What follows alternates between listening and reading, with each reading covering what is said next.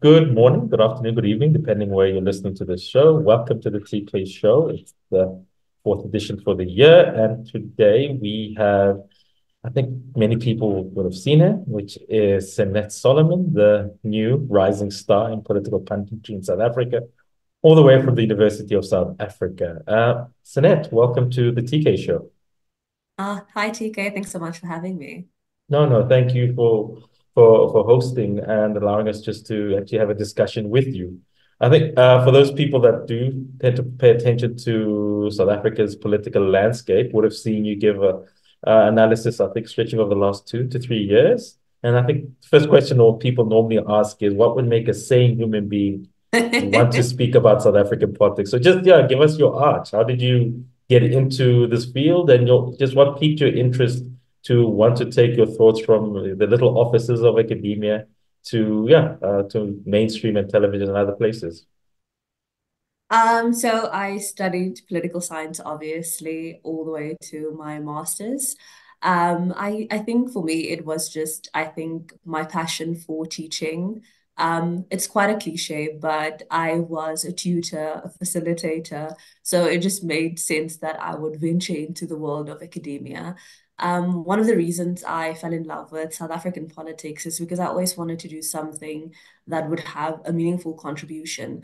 And I mean, there's so much that happens in terms of our political landscape, in terms of our country, and just our day to day. And I always felt like if you're going to do research that has impact, you should start at home. And one of the amazing things about obviously studying the country that you live in is that you have an opportunity to share what is happening with other people. And I think one of the nice reasons to do analysis is to take very complex matters and to unpack them into manageable pieces that people can engage with. And I also love that we have different perspectives in terms of our analysis because we're constantly learning, we're growing, and we're also finding solutions to what we live through. No. I thoroughly love that, especially the fact that there's difference. And do you think where South African analysis is that we have sufficiently started to, kind of tell what the differences are, or do you think it normally follows a normal, there's a script most people give, or do you think there's sufficient differences? I think so. I think that there are different people who belong to different schools of thought. So I think there are like those streams where a lot of people would basically say the same kind of things, just obviously regurgitated differently. But I do think that every now and then we find people who have original thoughts.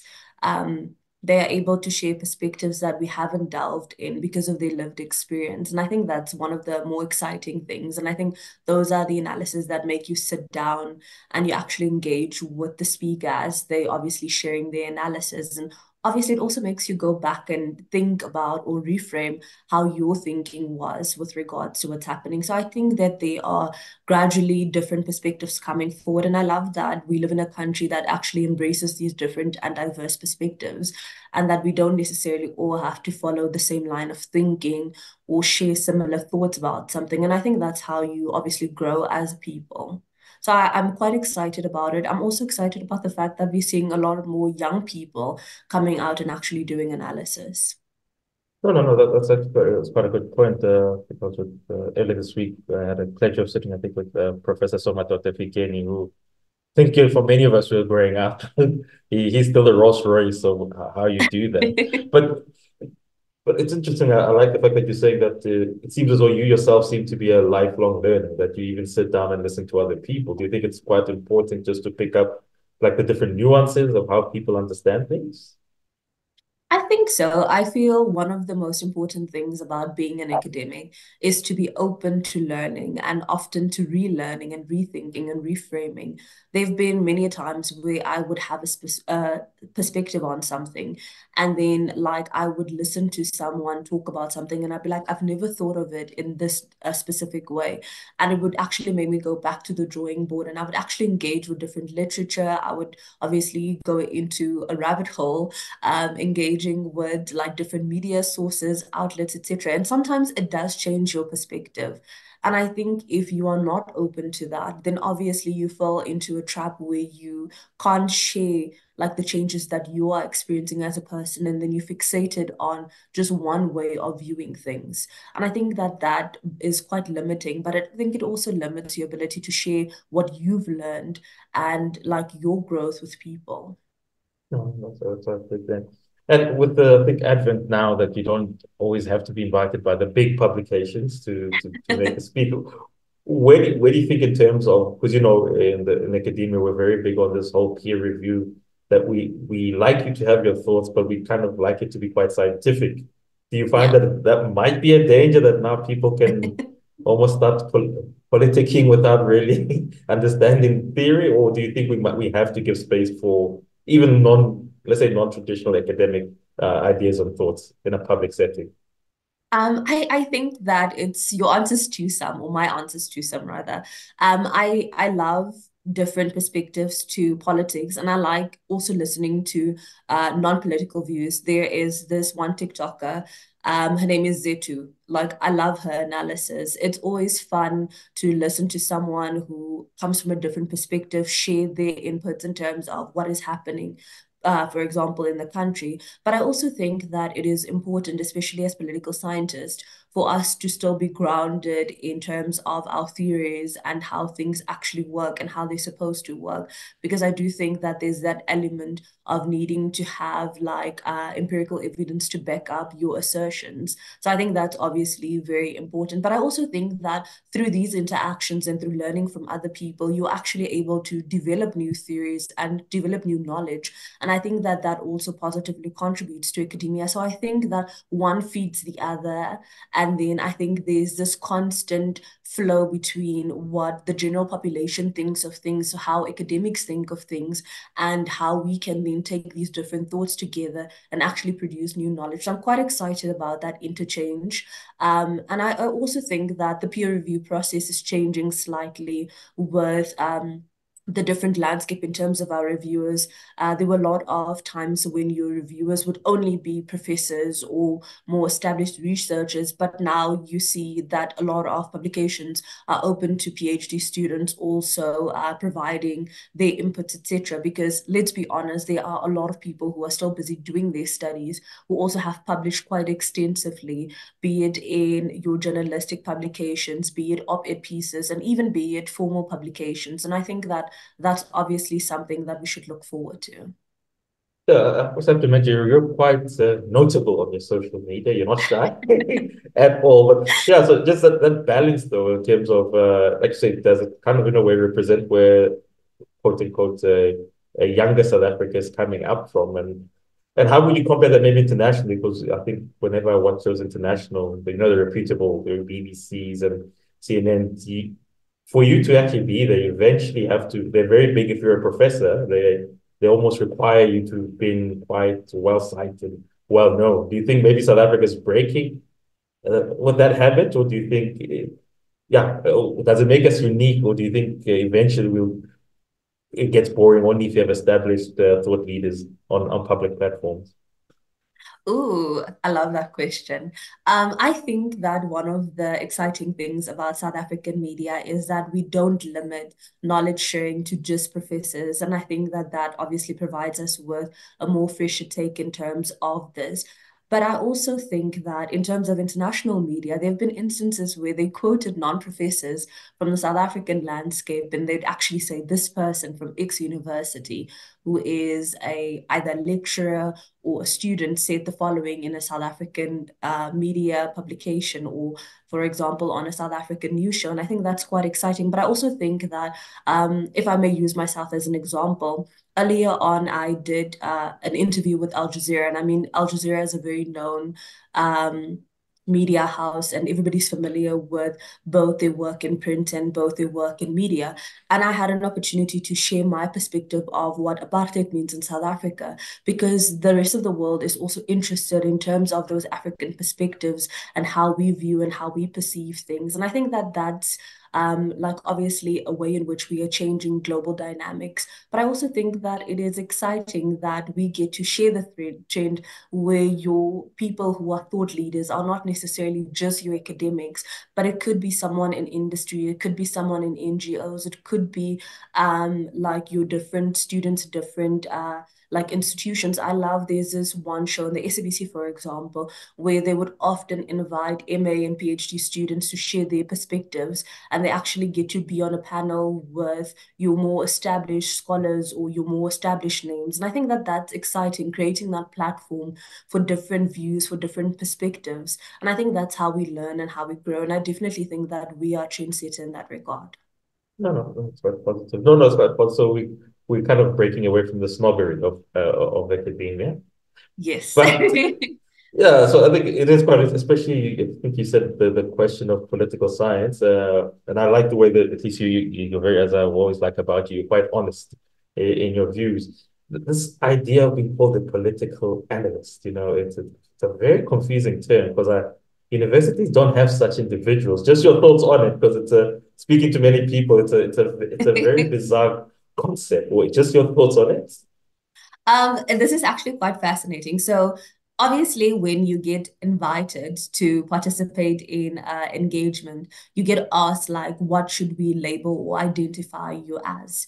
And so, like, I think with a legal specialist, I think that's more straightforward and so on. Some people don't necessarily want to be referred to as a political analyst because they feel like non-political scientists also get referred to as that. So they would just say professor in the department of or they would say academic at the institution. And then, but I think in short, a political analyst is someone who studies the political dynamics that take place in a specific landscape. And I think while I'm obviously a political scientist and I'm an academic, I don't necessarily shy away from the label of a political analyst because I do think that's what I'm doing. I'm analyzing a specific political context. And I think that it's also something that's more malleable to the public. It's something that they would be able to remember. I think that it is something that they'd be able to understand. So if they say an economic analyst or economist, it's someone who's going to talk about finances, where our economy is. If it's legal, they know that it's going to have to do with either the constitution, different legislations, etc. And I think obviously if they say political analyst, it's going to be someone who's either going to be unpacking something to do with our political landscape. And I think that's something that's malleable. I don't necessarily have any problems with people self-identifying, and I think that's something that we should become quite accustomed to. You have the right to self-identify as whatever you want to. So if you would like to be referred to as a political scientist, by all means. If you are comfortable with being a political analyst, by all means. I think that it should more be with what you're comfortable with, but also something that the public can obviously like also relate to. For work, obviously, I'm a political science lecturer, but I've never had any problems in terms of the university also seeing that I label myself as a political analyst. I think it's something that academia has become more accustomed to. I think it's something that academia is more open to. And I think that in terms of that, we definitely then get to have that interchange between what is like more socially malleable versus what is more academically acceptable. And I'm excited about it. And I think that let's allow people to self-label. If you feel like you don't want to be like bunched in with political analysts, by all means, you have the right to then ask for different labeling. But I definitely don't think that it is a derogatory term. I don't think it is something that people just lump in together.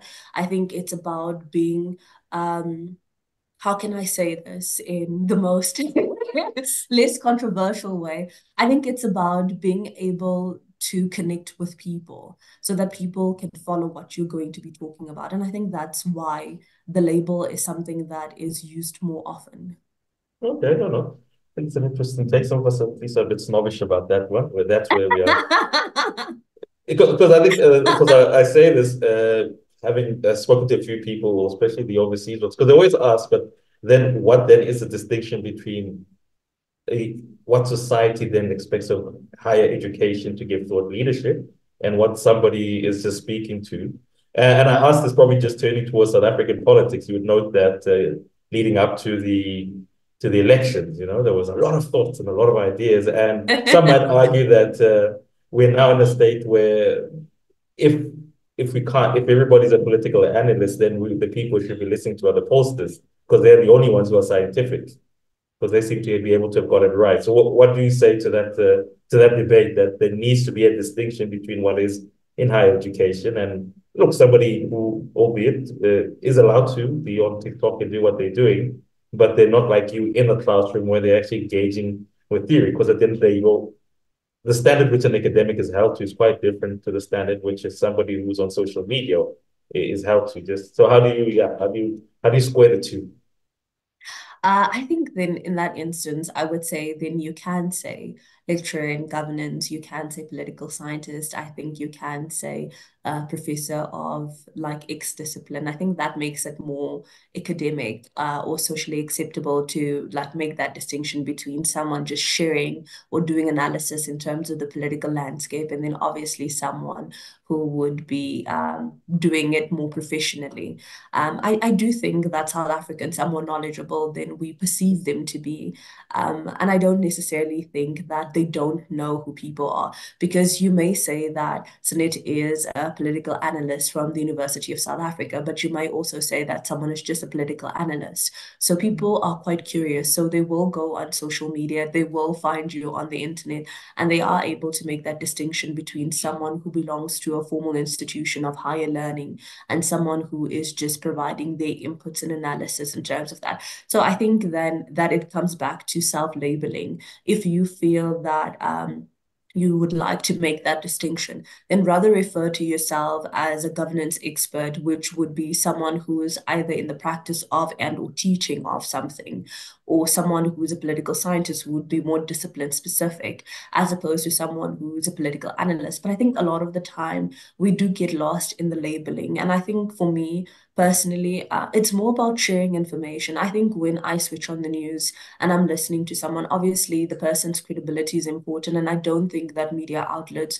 would invite people who are not credible. So that's the first thing, because I think that also has to do with their journalistic integrity. But I think more importantly, I would like to learn. I would like to engage with what the person is saying. And I would like to have something to take away from that, either 5 or 10 minute interview that they are doing. And whether they refer to themselves as a political analyst or whether they refer to themselves as a political scientist doesn't really matter. If I am more curious about that person, might probably take a photo, go on Google, and then search on what the person talks about and so on. And I think that's easier to then locate where this person finds themselves in terms of general society. And you didn't mention this, and obviously we can't get away from the fact that sometimes social media is a cesspool of desirals. And you being a female, and I think we've seen in many instances certain people, once they have the ability to not say who they really are, filters seem to drop. How have you then handled it? Do you find that people are respectful there in that world of social media, or it's something which you just sort of have to grow a thick skin and get used to it? I'm laughing because a few weeks ago, I generally don't read the comments under my interviews. It's just something that like I've decided to not do. I think that there are people who have much thicker skin who would want to engage and go to the comments and see what people are saying about them or what people are saying about the interview. I generally try to avoid that because I feel like it's not the purpose of my doing the interview. But I have fallen into the trap where I think someone commented under one of my interviews saying analysts live in their own world. And I laughed about it. And I was like, it's very strange, but it's a new take for me because it means that some way, somehow, I may have said something that doesn't resonate with that person's context. But instead of being offended, I was more curious about who the person was, what I could have said in this particular interview that didn't resonate with their lived reality. And I think that's also how we learn. So I think if you are strong enough to be a keyboard warrior, by all means, but my recommendation would always be to avoid it, stay away from it. Um, don't engage because then you find yourself going back and forth. And I do think that you may fall into a trap of saying something that you wouldn't ordinarily say because you are in your emotions. So I take it with a pinch of salt. People are allowed their perspectives, but I also know the intention with which the analysis and the work was then shared. Yeah, because another colleague was saying, perhaps maybe academia uniquely prepares you for it, because if you go through the peer reviews of journals, some of the comments are very cutting, exceptionally cutting and worse, because this has to do with your profession. So I do like that you kind of make that distinction and you also give that advice. So then I think as a political scientist, what then are your fields? What are your core specialty or loves? Let's just put it like that. Um, yeah. So I think there's two particular things that I like, and I'm trying to find ways to merge them. I obviously love our country. So one of the things that I like doing is I like the governance aspect of South African politics. So people would ask, what's the governance aspect of it? So I think of all of the services that the state is supposed to provide to its citizens and that the citizens have the right to obviously receive. I know that's the Moe Ibrahim definition of what governance is, but I love that because it allows me to look at, for example, how political parties interact with people, the state of our service delivery, like just the day-to-days. I think like that would be the easiest way of grouping it. And something that I obviously have recently started liking is green theory. So I like issues about the environment and so on, because I feel like that also has an impact in terms of how we are going to be living and how future generations are going to be living. And so what I've been trying to do in terms of my more formal research is I've been trying to merge the two. So in a recent publication, I actually wrote about South Africa's just transition, because in order for you to decide whether a country is ready for just transition or transitioning to a more greener economy, you need to understand all of the dynamics of that country. So what are the politics? What are the social aspects? How are people living? How's poverty? How's equality? How is our development? And so on. And only then can you say, okay, I think that maybe we can reduce our dependence in terms of coal, or no, I don't think that we are ready as a country to do that. Maybe this is other alternatives that we can look at, etc. So that's something that I'd like to do in future. But I would say generally, if I had to just wake up and I had to grab like a cup of tea, I like tea instead of coffee. So if I had to grab a cup of tea, I would definitely switch on, I would say, one of the South African media outlets, and I would be following the dynamics of our country.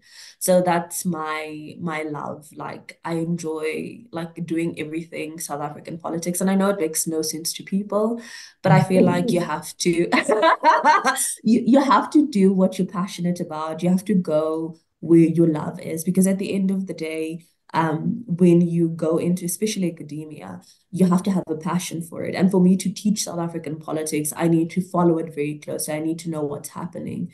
And so I would say, like, if I had to do just one thing, that would be my one thing, just studying the dynamics of our country. And it's good that I think you take us along that path. And now I think we arrive to, because I think it's always good to. I always think people assume that you just are hatched out from some university and you speak on these things. And I think, like you said, the key issue you said is you have a passion for the country. It's just that your passion might, you're not a CEO, you're not an NGO. Your passion is taking you down the route of higher education, but it's a passion nonetheless for the republic. And I think that sometimes that gets missed a bit. So I just wanted to start with that so people get an understanding that behind the intellect there are actual veins and blood, and people do have emotions about that. But yeah, so thank you. Again, this is the TK show, and today we have Sanet Solomon, all the way from that university on the hill, University of South Africa, and a political scientist. That's what I shall refer her to as, but to the masses, she's fine with the idea of being a political a political analyst. You touched on something. You said, look, it's about almost asking where and how South Africa is. We've just come out, it's our 30 years of the post-1994 dispensation. We've had a landmark election where we no longer have a governing party, but we have I don't know what your wording, I choose to use grand coalition. I'm not sure whether you choose to call it a GNU. But yeah, how did we arrive at this momentous thing? What the question, political science always says the big questions of the day. How did we arrive at having to now have a grand coalition? What questions of the day were not answered by the state? And what questions do you think now are going to drive the state going forward for the next 5 years? Oh, yeah, I love this.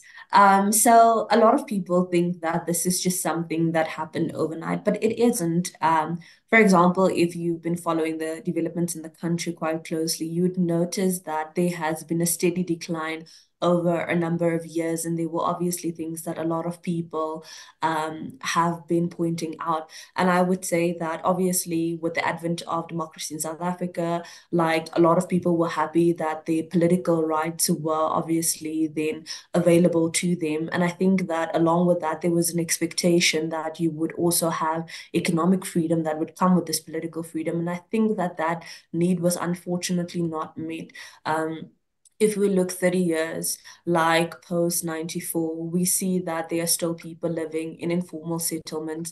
There are still communities around the country where people are living, for example, without any drinking water. There are still pit toilets. There are schools without roofing.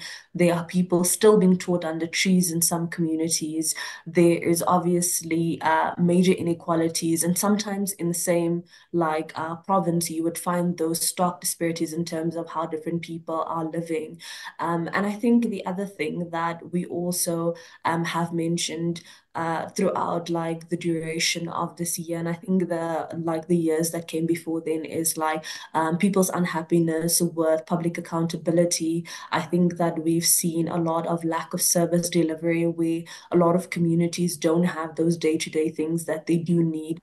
We've seen taxpayers' money being wasted. We've seen a decline in the quality of education. And it's not because the teachers aren't necessarily doing the best they can. It could just be that your budgets are being cut, people are teaching different subjects that they weren't necessarily trained for. Because I mean, if you were formally trained to be an English language teacher and you were supposed to do biology as a second module or a second subject, now you are being required to teach accounting, which is not something that you are formally trained for, but you are willing to step in because you don't want students to necessarily miss out on that. That's something, overcrowded classrooms. So I think that there was like a lot of grievances that started building up over the years. And I think over time we saw people trying to vote for alternatives. I think 10, 11 years ago, people saw the emergence of the EFF as an alternative to the ANC. So people who wouldn't necessarily vote for parties like your Vryheidsfront or your DA would then go to parties such as your EFF.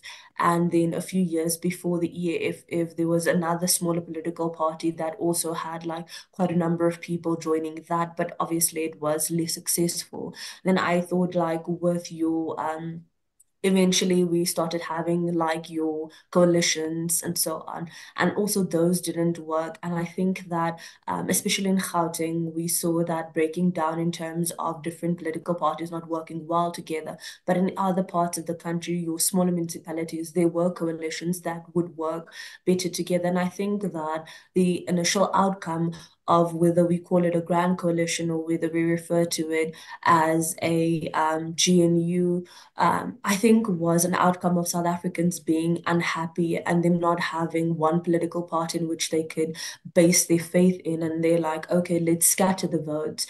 And eventually it would force them to have to work together to actually do what they have been saying they want to do, which is to serve the Republic. So I think that that's something that would have resulted in it, but it's definitely not one thing. I think it was a multitude of issues. And I think that even with my mentioning so many of these, there's so many other things that we can't necessarily cover in the space of time. But I definitely think that there was an inherent unhappiness with South Africans in terms of how the country was being managed. No, no, no. That's actually, I like that the way you framed it. That look, this is wasn't. Yes, the shock is in the results and how it's worked out. But like you said, many of these questions, the key questions you say, political scientists look at that we've long been as a state unable to address them. So we're now here, and I think as a point, I think we with it offline we were speaking about that. It would seem as though sometimes politics only hits the news once it arrives in places like Johannesburg, Cape Town, and Durban. I do know you've got a background from the Free State, and there we've also seen that. Look, one could argue that if you look at the whole Vrede part, the Vrede dairy farm, that many of the ills of that many South Africans are now speaking about, they usually actually start off at smaller provinces, which are more susceptible to, let's say, I'll say failures in governance. So maybe, yeah, just to explain the Free State to us and how early on you started maybe to see the key questions of the day not being able to be answered by the state. That's quite true. So I studied in the Free State. I went to school in the Free State. So it's only later that I moved to Gauteng. So it's obviously a province that's quite close to my heart. I think one of the key things about the Free State that a lot of people are not familiar with is how key of a role it plays in terms of the ANC and how it's always been like an ANC stronghold. And I think one of the reasons is because a lot of its support base comes from there. I think that it has always enjoyed quite a bit of support in terms of the Free State province. And I think that also other dynamics such as like language and other things that people identify with different political parties could also have resulted in that particular preference. Over the years, especially during the Ace Magashula era in the Free State, we started seeing like a steady decline in terms of governance, where your Nelson Mandela is like the main road in terms of Bloemfontein if you are driving. Like you now have potholes in Nelson Mandela, which is not something that was quite prevalent in the past. The City of Roses, unfortunately, isn't as rosy as it previously was. Yes, with environmental changes, etc. You have droughts. There is a lot of communities that are still underdeveloped. There was the asbestos scandal, as you rightfully mentioned. There was the Freda Dairy scandal. There was a lot of other like smaller things, mismanagement in terms of the Free State province that obviously resulted in it eventually going under administration. And I think as people who like live there and so on, I think that they would be more familiar with those shortcomings. I think a lot of the schools in the Free State still struggle with either your water or like it would be things such as not necessarily having enough teachers. I think overcrowded classrooms tend to still be a thing there. I would say spatial planning is still a huge challenge in terms of the Free State, where you have a lot of people driving from your Tabanshus, Botshabelos, Bochabelo, and so on, having to some people take two buses to get to town, some people take one bus to get to town, and then they have to take another bus or taxi to, for example, get to where they need to work. I remember as a student, there were students who were studying with me who had to get on a bus at 4 a.m., 5 a.m. So just imagine what time you're waking up, studying on that bus. There were staff members working at different places in the inner city that also had to take those number of buses and stuff to actually get to where they need to be. So I think that's still a challenge. And I think that over time, we do need like I would say the municipality to become more functional. I think there is a need to obviously improve on certain things, but I think that there have been minor improvements in terms of how the metro is being run. I'm hoping that we would over time see more positive changes and so on. But unfortunately, the ANC still, I don't know if it's fortunate or unfortunate, depending on where you find yourself in terms of following politics. They still maintain like a large control of the Free State. And I think it's something that might remain. Because I would also say that also if you look at the suburban areas, you would think that the suburban areas are managed well by the metro. That's also not the case. In a lot of the suburban areas, you would find your Afri forums, you would find different communities coming together and actually doing stuff that they're not supposed to be doing, such as fixing potholes. I've seen that like quite a bit. Not supposed to be fixing potholes, fixing potholes. A lot of people who live in security complexes, for example, the complex would pay for their refuge to be removed, etc. So I think that there are large underlying challenges, but I also think that there is a lot of positive things that are coming out of that. Another small province that we could possibly look at is the Northern Cape. If you look at the Northern Cape, I think the ANC is doing quite well. I know that I think the premier still is a money soul. I'm not sure if it has recently changed, but they have like an extensive RDP program, for example. There are like a number of students who get to study at that new Soplaki municipality who are NSFAS recipients. So students who would ordinarily go to colleges can now go to university, and the university is steadily growing, also offering different degree programs that people can participate in. But unfortunately, that community there is still very much underdeveloped, and I think it's because it's such a small population. So I think there's a very small tax base, and I do think that the town itself has opportunities to give, but it's just a matter of what do you do with there no longer being an over reliance on diamonds coming from that mine.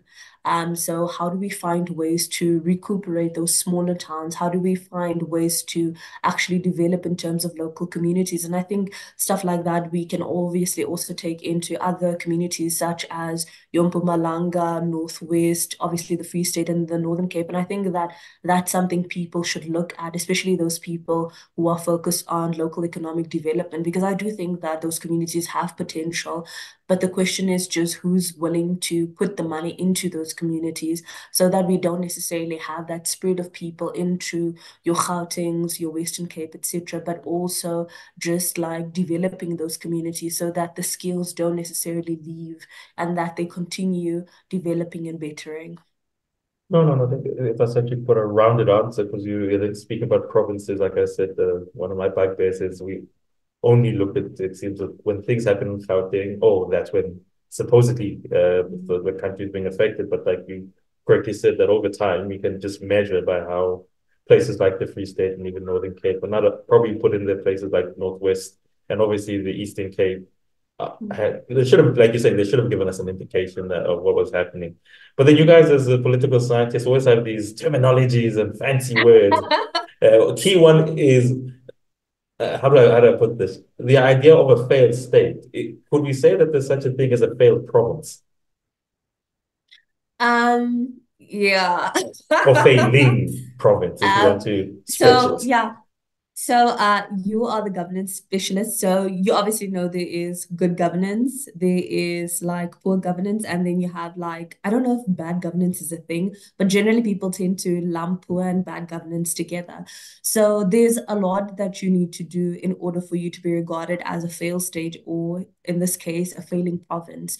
So I would say just by looking at the dynamics within a province for me would be failing if there is a reduction in work opportunities, if there is a steady increase in unemployment, if the poverty rate is increasing, if there is a space where there's a vacuum created where the state is not rendering certain services and either non-state actors start filling that gap, I think that that's something that's quite dangerous for the state, because then the question becomes like how legitimate are state entities in those provinces when non-state actors are fulfilling that role that is traditionally owed to the state.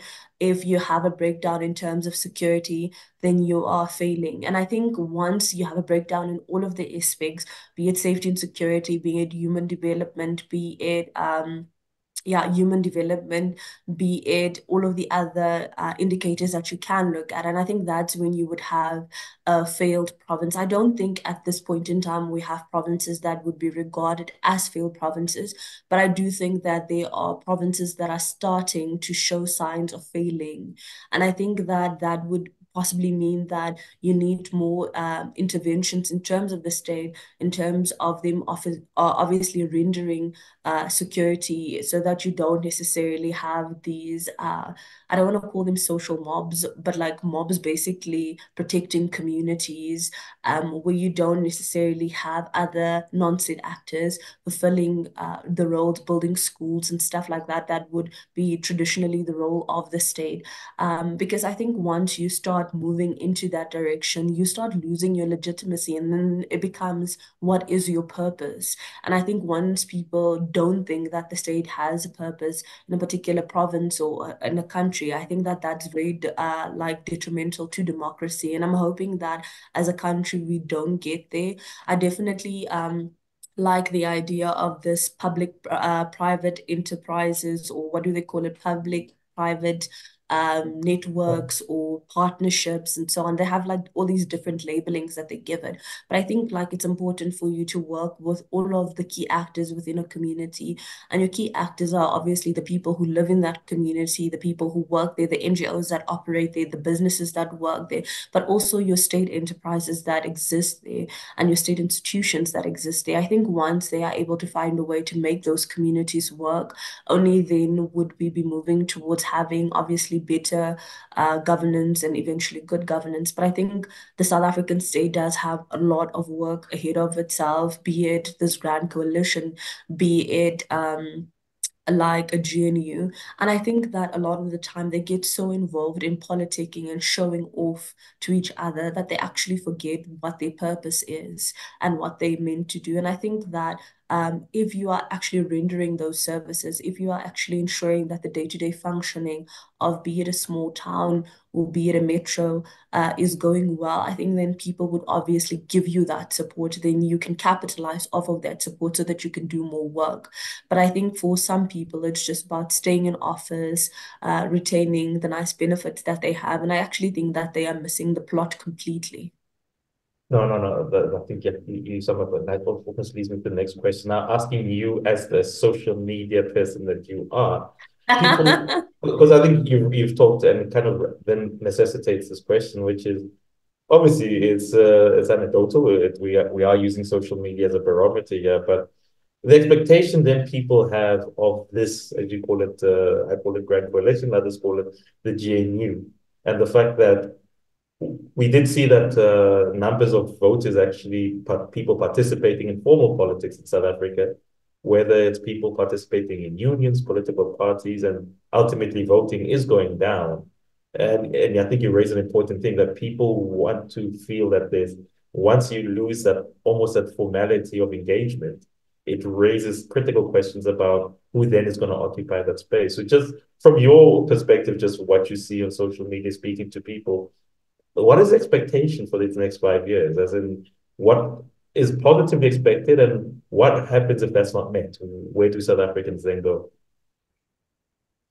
So I should just say this is a political scientist before I become a social media personality.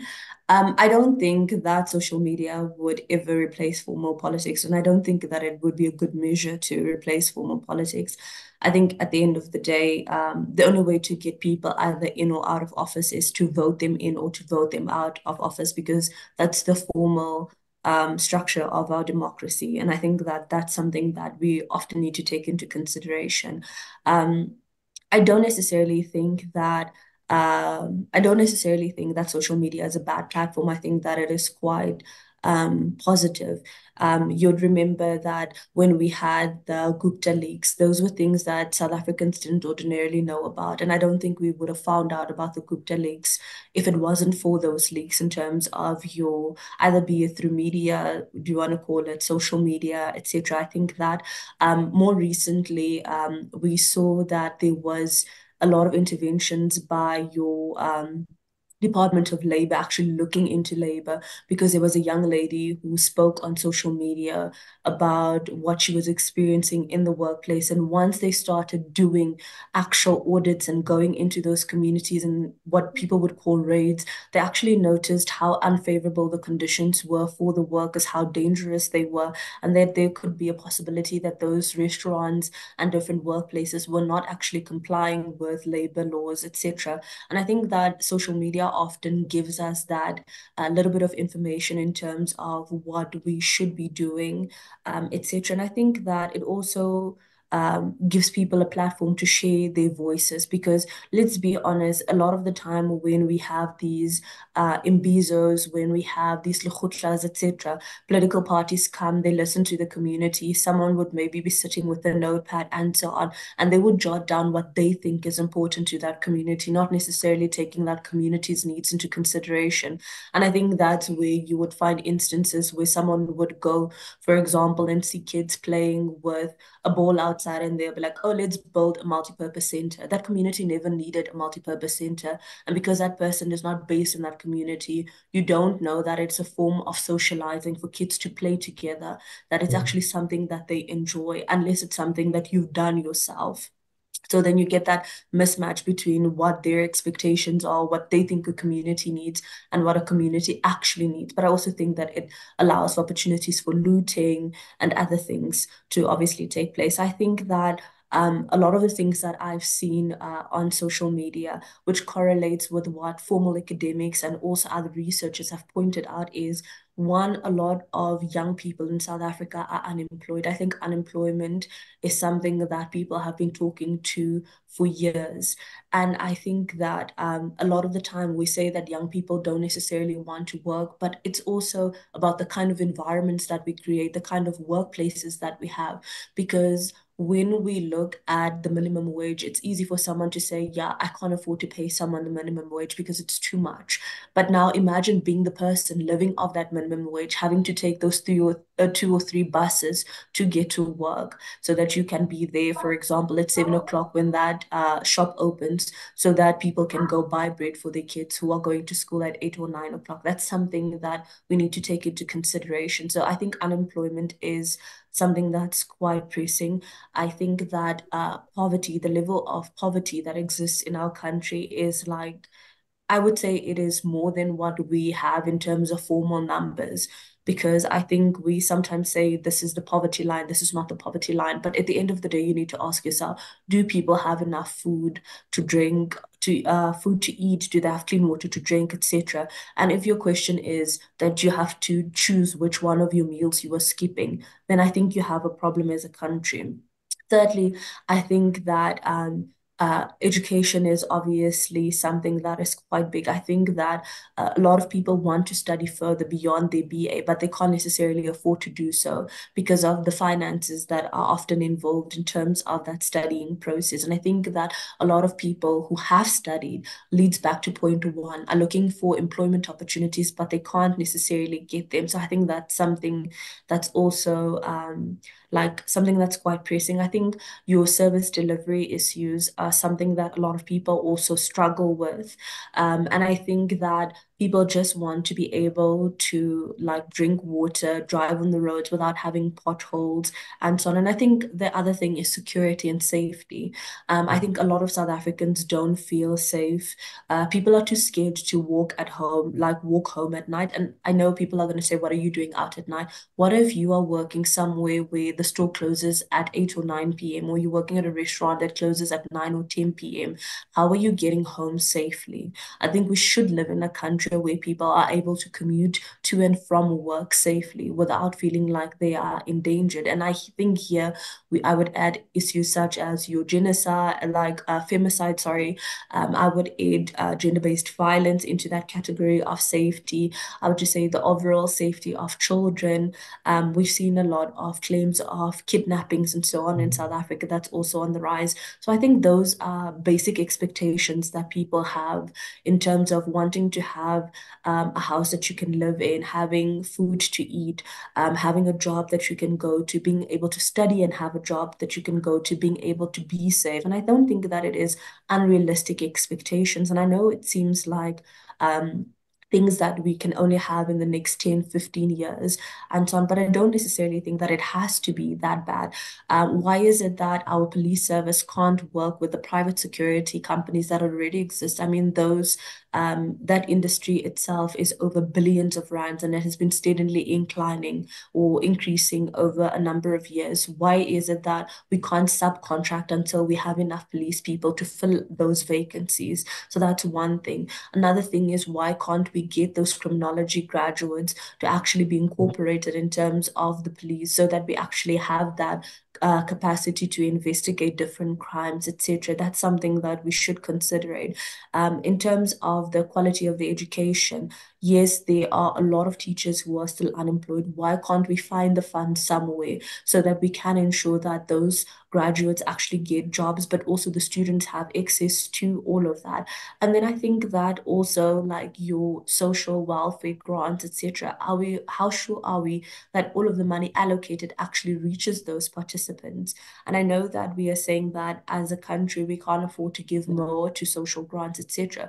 But imagine being someone receiving that social grant. Can you realistically raise a child on 350 rands or 400 rand? I say you cannot, because if you walk into even a macro to buy a pack of Pampers or Huggies or whatever, it is the 400 rand, it is the 350 rand. You must most probably have to, even if you scale down and you say, okay, I'm going to go to Pip store and I'm going to buy cuddlers or whatever, still half of the money is gone. So I don't necessarily think that we are realistic in terms of what we are doing. And I think that there is often this mismatch between how the policies that we've developed can actually benefit those people. And I think until we get people in who can actually manage, and we actually allow civil servants who are trained in terms of implementation, and we allow them to do that, I think we'll constantly miss the mark, and we won't necessarily have all of the things that we need as a community and as a country. No, no, no. I think that's actually a very good way to say it. Because it sounds to me, you correct me if I'm hearing, a lot of the things which you're saying should be expectation, should be things which should have been delivered in the first 3 decades. Because we're not even touching on the need for infrastructure, ICT, and all, those mega things which other countries are focusing on. You're simply saying that, listen, for me, it seems as though the state did not deliver. Look, we can't say the state did not work. I think it would be wrong. Like you say, that there has been some development, but the key question you're asking is, from what I'm hearing, that a lot of the things you touch on are things I would have expected, like what you're saying, roads, safety. These are the bread and butter of a state to deliver, and we should have been doing that. So I guess then it's almost as though now we come full circle to this key question, which is to say, we're in 2024. We have this political arrangement, call it what people call it what they will. But the population, the key issue here is people and employment, and people and the expectation of what life should be. I know you're not in the forecasting business. We leave that to the scenario people. But which is one of the 2 or 3 ways this can go? Well, how do you see it going? If, let's say, it's not delivered on, and if it is delivered on, what does that look like? I think one, if this grand coalition or this GNU can't fulfill the expectations of people, I think it would have serious implications for democracy, because then the question would be, we've entrusted you with our votes, we have given you an opportunity to govern. Even with all of you working together, you couldn't find solutions to the country's problems. Where do we go then from here? And I think that a lot of people might become more disheartened. I think that there might be more voter apathy, as they often refer to it.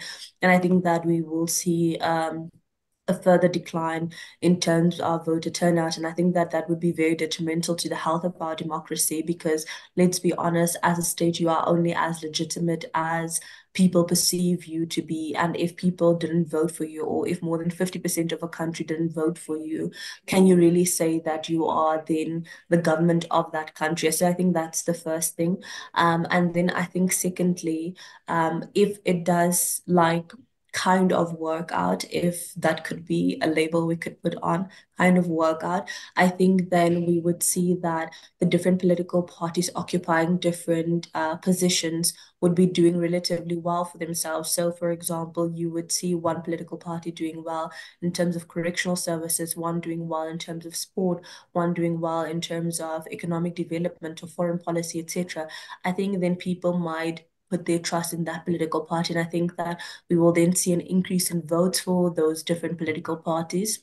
And I think that that would ultimately then result in those political parties who, or people who have bigger stakes in terms of that voter turnout, actually having more of a say in terms of the different coalitions that you will have. And I think that's something that we will see going forward, the continuation of a coalition, just with different variants, with different political parties have different says and stakes in terms of the votes. And I think the third one, I think if it does work out, it'd be a continuation of the kind of working out where you would see South Africa moving towards where other political party or other countries that once had a single party dominating the political landscape now having like coalitions as the norm. So your countries such as your Germany, Ireland, etc., where coalitions are the norm. I think then we might move towards that, where the different coalition partners would obviously work well together, but also want to excel in the different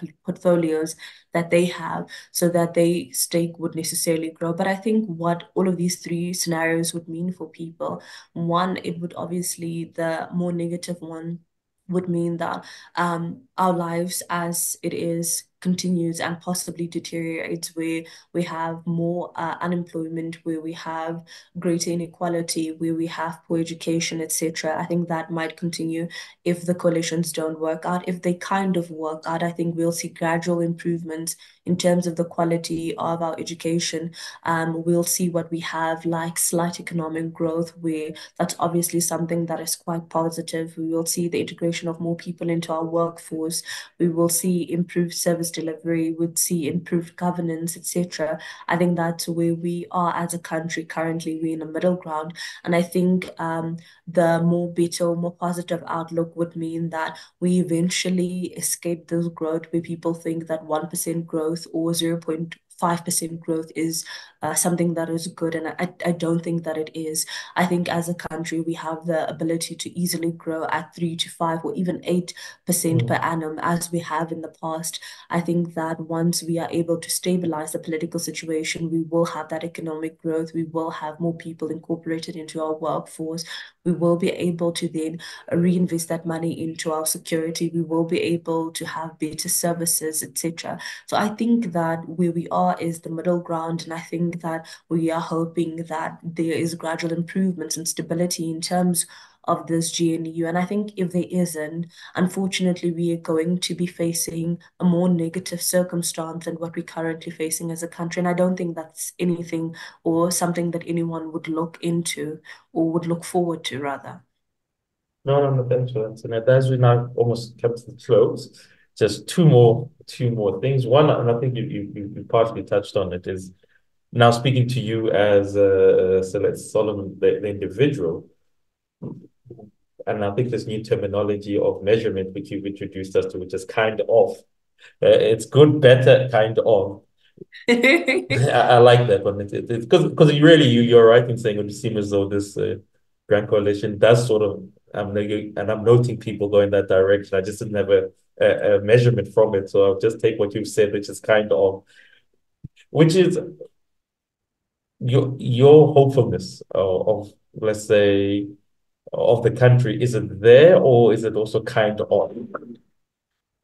Um, Yeah, I know it's a bit of a broad one, but yeah. in my personal capacity, Mm. I tend to be more of an eternal optimist. Um, I'm an eternal optimist because we've grown up in a country that has faced a lot of adversity and we have come through so much as a country. And I think that South Africans as a people are quite resilient. And I don't think that they would allow for the country to collapse. I think that people would come out in numbers if we had to come out in numbers and vote. I think they would do whatever it is that would be needed because let's be honest, political freedom in this country was hard, yeah, it was hard to come by. And I think once we have it, it's not necessarily something that we ever want to lose. And I think that with all of that said, um, I do think that there are political parties that want to make a difference. I do think that there are a lot of people who are serving their own self-interest and don't necessarily have the interest of the people at heart. But I don't necessarily say that or think that we'd ever get to a state where we have completely failed. I think that we may have like ups and downs as a country, But I remain optimistic. I remain positive because we are seeing gradual increases. We are seeing a lot of improvement. And even if it's small improvements, I think that for me, like the small wins make the day much better. And I think that we've seen that. I think that a lot of people anticipated a lot of negative things for the 2024 elections. There were a lot of people who thought that we'd go into civil war, people who thought that the ANC wouldn't want to relinquish control of the country, that there'd be a lot of violence, that there'd be anarchy post the 2024 elections. And we didn't see any of that. We saw the country move like in a peaceful way away from that party where we had one single party dominating the political landscape towards embracing that GNU or that grand coalition. And I think with time, we will find different solutions. I think that there is an awakening of the South African public where we are like more holding government accountable, be it through social media, be it through protests, be it through like people actually taking municipalities and the government and state entities to court. We've seen them use that legislative arm of the country as well. And I think that with time, we'll see an improvement. I remain positive. I know it might not necessarily be something that people in my discipline do, but I'm very optimistic for the country, and I look forward to talking about our country in a more positive sense, where we could say, as a country, these are the lessons that we've learned. We used to have poor governance, but this is where we are now. We used to have this, and this is what we have now.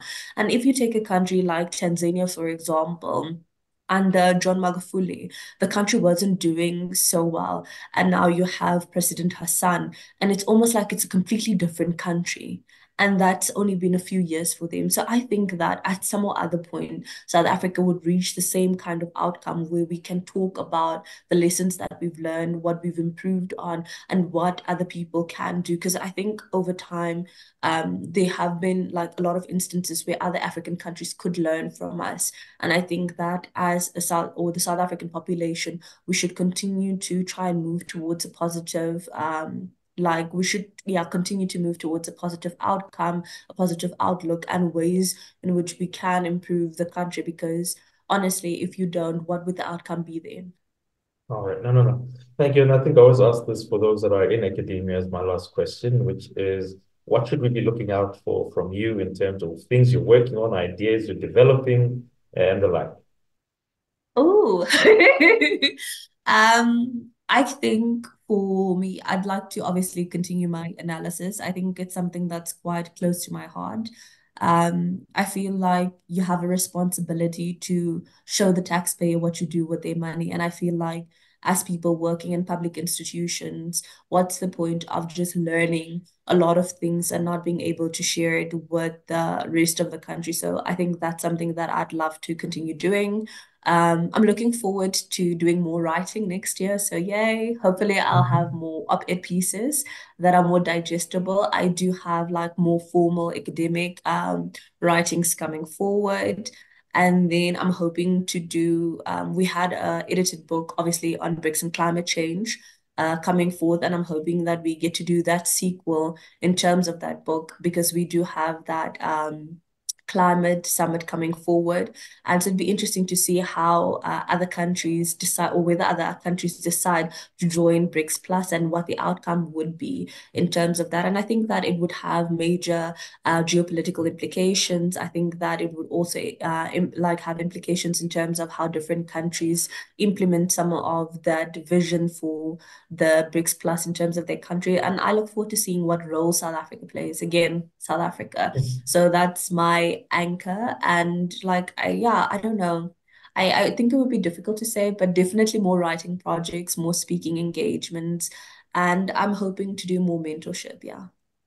No, no, no. Thank you so much, Sanet Solomon, for just giving us your time. I do know, as you said, writing is a labor and it also demands a lot of time. So I may could have done other things, but thank you so much for actually, being so kind to share us just your thoughts. I think they do traverse from the personal to also the professional, and also just expectation. And yeah, all the best with the writing and everything else. And thank you again. And yeah, and this then wraps up the TK show for today with Sanet Solomon. Again, as always, we try to answer those tricky questions of the day. We might not have all the answers, but we try to bring to the fore people that do and who actually look at these things in a meaningful way. So thank you, and that's the TK show for today. That's right, I'm wearing red. I did that very deliberately to try and capture your attention instead of my usual black. I did that because I've got quite an important and very exciting, for me at least, announcement, and that is that our new book, Rescuing Our Republic, which has been written in conjunction with my friends and colleagues at Discourse ZA, is now out and about in bookstores across South Africa and available online for anyone else that is curious about South Africa. And as I've said before, as a futurist and a trained analyst and economist, I do think that South Africa is one of the clearest bellwethers as to where the weird Western world is headed. And as such, there's something you can learn from us at the bottom of Africa. We're ahead of quite a few of the trends that you're just wrapping your heads around. Anyway, this book is based on some of our most popular and most revealing, interesting and important conversations that we've had over the last couple of years at Discourse ZA, which is a YouTube channel you should absolutely subscribe to. It's also available as a podcast if you're interested in anything to do with politics, philosophy and economics. But the conversations in this particular book are focused on, as the title says, rescuing our republic, or more specifically, what civil society and individuals should be thinking about and doing and starting if they are interested in investing in a future for South Africa that we actually want to be a part of. Anyway, I would love for you to read this book and to give it to someone either that you like or that you hate, because the purpose of this book is to kickstart conversations around big, interesting, ugly even, but important ideas that are worthy of debate.